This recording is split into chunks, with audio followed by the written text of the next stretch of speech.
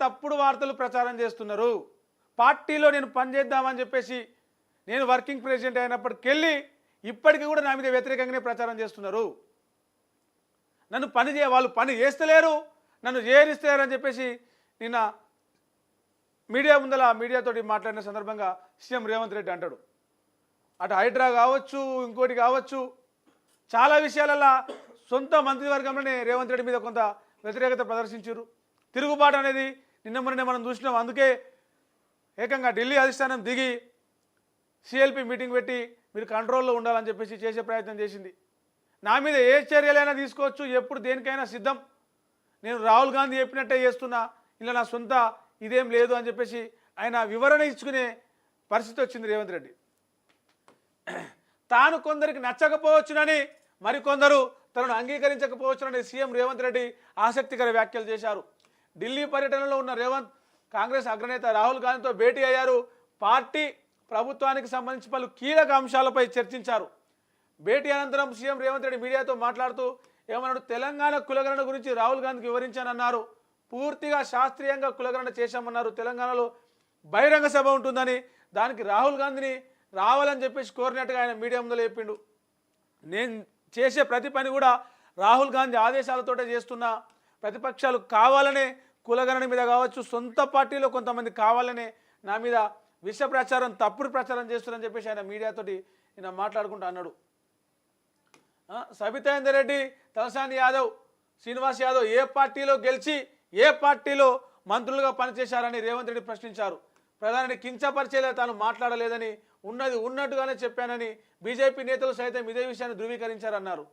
తాను చెప్పింది చేసుకుంటూ పోతున్నా, రాహుల్ గాంధీ చెప్పింది నేను చేస్తున్నా, నా సొంతంగా ఏం చేస్తలేను.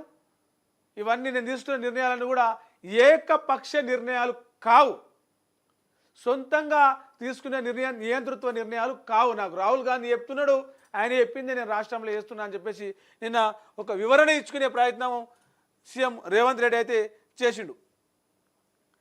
అంటే ఇటు పార్టీల ఎమ్మెల్యేలు తిరుగుబాటు, రాహుల్ మాటే వేదవాక్కు, ఎమ్మెల్యేలు తిరుగుబాటుతున్న ఇది కావచ్చు, పార్టీ కొంచెం అసంతృప్తిలో ఉన్న ఇది కావచ్చు, ఇదంతా కూడా నేను సొంతంగా చేసింది కాదు. ఆ మంత్రివర్గ విస్తరణ అయితేంది, నామినేటెడ్ పదవులు అయితేంది, కొన్ని పథకాల అమలు అయితేంది, హైడ్రా అయితేంది, ఏదైనా సరే నేను ఏది కూడా సొంతంగా చేయట్లేదు, నేను ప్రతిదీ రాహుల్ గాంధీకి చెప్పి చేస్తున్నా అని చెప్పేసి పార్టీ తన మీద కొంతమంది ఎమ్మెల్యేలు తిరగబడుతున్న వాళ్ళని కొంత కంట్రోల్ చేసేలాగానా, లేక వాళ్ళకు ఒక వార్నింగ్ లాగానా, ఒక సమాచారం లాగానా రేవంత్ రెడ్డి మాట్లాడిండు. దీంతో పాటు ఆయన ఇంకో కామెంట్ చేస్తాడు. ఏమని, మనం దిశలో చూసినాం,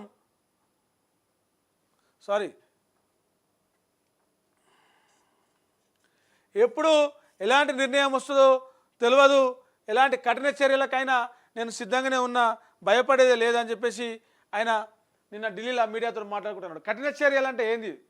కొంతకాలంగా వినిపిస్తుంది, సీఎం రేవంత్ రెడ్డిని మారుస్తారా, రేవంత్ రెడ్డిని సీఎం కుర్చీలోకి వెళ్ళి దింపేస్తే మళ్ళీ ఎవరిని ఎక్కిస్తారు, ఎవరు కూర్చుంటారు అనేది కూడా రాష్ట్రంలో ఒక చర్చ అవుతూ ఉంది. దీంతో పాటే డిప్యూటీ సీఎం, ఇంకో డిప్యూటీ సీఎం బీసీలోకి ఇవ్వాలని చెప్పేసి బీసీల నినాదం కొంత బలంగా వినిపిస్తున్న ఇది చూస్తున్నాం మనం. ఈ క్రమంలో ఆయన ఇట్లా చేసిన వ్యాఖ్యలు అంటే రాహుల్ గాంధీ ఏం చెప్పింది, ఆయనకి కొత్త పార్టీకి తెలంగాణలో కొత్త ఇన్ఛార్జ్ని పెట్టిరు దీపాదాస్ మున్షి, ఆమె జోక్యం ఎక్కువైపోయింది, ఓవర్ యాక్షన్ ఎక్కువైపోయిందని చెప్పేసి పార్టీ నేతలు చేసిన కంప్లైంట్ మీద ఆమె తీసి పక్కన పెట్టి మీనాక్షి నటరాజన్ని తెలంగాణ వ్యవహారాల ఇన్ఛార్జ్గా అపాయింట్ చేసినారు. ఈ క్రమంలోనే వెంటనే రాహుల్ గాంధీ రేవంత్ రెడ్డి పిలుచుకొని కూర్చోబెట్టి చాలా రోజుల తర్వాత అపాయింట్మెంట్ కోసం ప్రయత్నిస్తున్నాడు, దొరకలేదు. అది వాస్తవమే. దాన్ని కవర్ చేసుకోవడానికి మా ఇద్దరి మధ్యలో గ్యాప్ ఏం లేదు, నేను రాహుల్ గాంధీ తోటి మంచిగానే ఉన్నా, ఆయనతో నాకు అనుబంధం ఉంది, ప్రతిరోజు మాట్లాడతా, ఆయన చెప్పిన పని చేస్తున్నా అని చెప్పేసి నిన్న కొంత ప్రకటన చేసిన పరిస్థితి రేవంత్ రెడ్డి. మరి నా మీద ఎలాంటి చర్యలు తీసుకున్నా నేను భయపడను అని నిన్న ఢిల్లీలో అంటాడు. మొన్న గాంధీ భవన్లో మాట్లాడుకుంటూ నేనే చివరి రెడ్డి సీఎంని అయినా సరే అన్నాడు. అంటే ఈ ప్రకటనలు ఇవన్నీ కూడా కామెంట్లు దేనికి సంకేతంగా తీసుకోవచ్చు? ఒకవేళ మార్పు అవకాశం ఉందా, మార్చే ఛాన్స్ ఉందా, రేవంత్ రెడ్డి మీద అధిష్టానం ఏమైనా చర్యలు తీసుకోబోతుందా?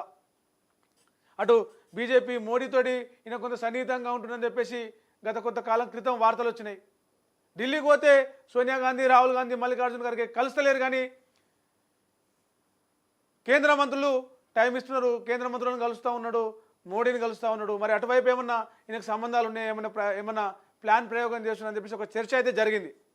ఆ విషయమై రాహుల్ గాంధీ లోపల ఏం కూర్చోబెట్టిండు, ఏం మాట్లాడిండు అనేది తెలియదు. కానీ బయటకు వచ్చినాక రేవంత్ రెడ్డి చేసిన ప్రకటనలు చూస్తే కొంత ఈ విషయంలో ఇట్లా జరిగి ఉండొచ్చు అని అనుమానాలు అయితే రాకపోదు.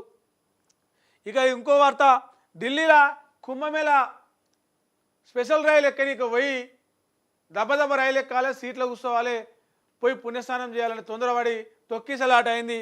15 మంది చచ్చిపోయారు. అంతకు ముందే మొన్న 15 రోజుల క్రితమే అమాస నాడు ఏమంటారు ఆ బార్కెట్లు పెట్టి ఆడ ఒక 50-60 మంది ఆ రోజు చచ్చిపోయారు తొక్కిసలాట. ఈ కుంభమేళ మీద